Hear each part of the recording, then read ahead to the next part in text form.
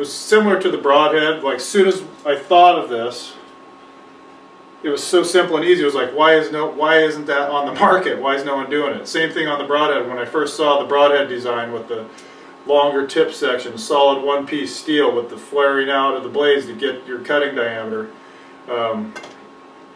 it was the same thing. Like, why isn't it on the market? It's just super. It was mind-blowing to me. The head design and the center pin system, it was amazing no one was out there, because the micro diameter shafting, in my mind, is truly the wave of the future for hunting conditions, especially. Low profile, light, stiffness to weight ratio is awesome. Allows us to use actual steel in our broadheads, so we can get that weight forward design. And we're going to go, this brings us back to what you get with Valkyrie and our arrows. So you get, our heads are designed around 18+% FOC.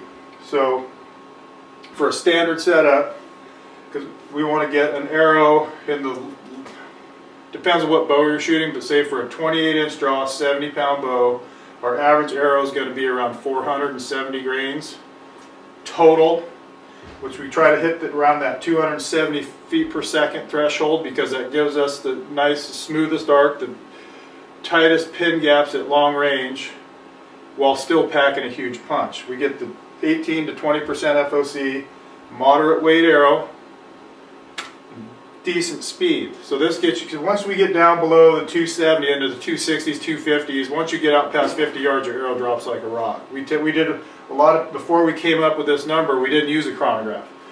Customers would come out, shoot the bow, we get the arrows going for them. We've had all different head weights, and we would keep adding head weight, and they would keep shooting it long. You know, we shot close, but mostly out past 50, like 60, 70, 80 yards. And once you got out past about 50 yards, we keep adding weight until the arrows would just start diving after 50 yards. And after time and time again, it seemed to be the same combination. Like either the VAP 350 or our Rain 300 shaft, which in a 28-inch arrow weighs about 275 grains with a 200 grain head. So it's about 475, 20% FOC. And you got a nice easy arc out to about 70 or 80 yards. No drop off, just nice smooth arc. So once we started seeing this repetitively with customers over and over again, we brought out the chronograph, and that number is about 270 feet a second with our vane system. So we run 4 vanes, lower profile, adds less drag downrange. Like when you compare it to, say, a 3-vane blazer vane, with a straight to or a slight offset, at about 45 yards the blazers really start slowing the arrow down even when it's lighter, and you can actually see where the blazer vanes will start, even if they're coming out hotter, they'll start dropping, and ours will just maintain a smoother arc. Once you get to about 45 or 50 yards, they drop slower. So that's all built in to our system, because we started with the tip and we built the whole thing all the way back to the nock.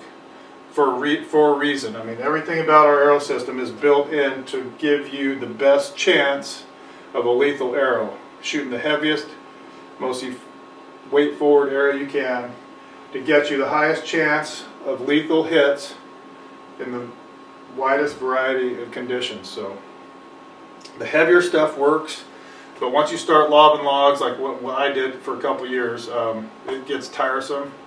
Shooting's not as fun, and even in hunting conditions, you know, the larger arc, the slower the arrow, the more things that can happen, especially at longer ranges. So if you're off by a yard or two and you're shooting at 250 feet a second, yeah, you're missing the whole animal. I mean, it's not even close. So once we keep the speed around 270, it's a great balance with our arrow system between speed and power.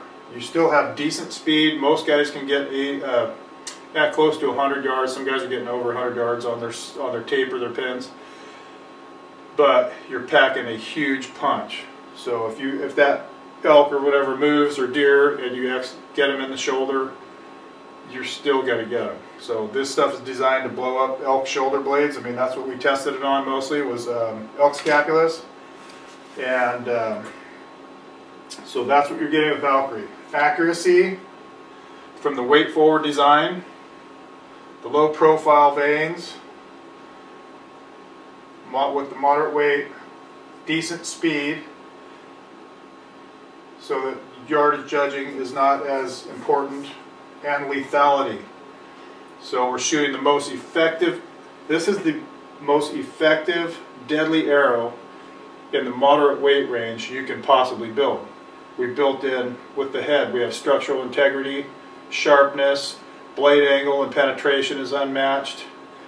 We have the center pin system with the micro diameter shaft. There's almost nothing in this weight range that can fortify that front end. We guarantee zero impact failure on game bones with all of our arrows and broadheads. And that's where we designed it. We'll get into the head design and our tip design a little later, about why we shaped it the way we did and why we stopped it where it is as far as the sharpness of the point.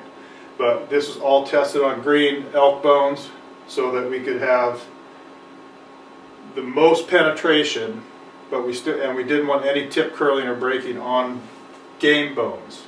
Not rock. We didn't do it for rocks or rebar or anything like that, or steel plates.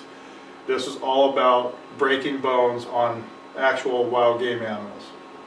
So that's coming down the road. We'll do another video on that. So that's what you get: accuracy, lethality, the micro diameter shafting. We use this. This is lower shaft drag, less wind drift, less resistance flying through the air and going through animals, especially when they're moving. So almost every deer you ever hit is either dropping or spinning. That's where shaft drag comes into a huge play. So as skinny a shaft as we could use, that's what we wanted. We get the stiffness to weight ratio, the weight forward design, structural integrity. This will not bend or break on impact with game animals, and that gives you your best chance of shooting at game animals.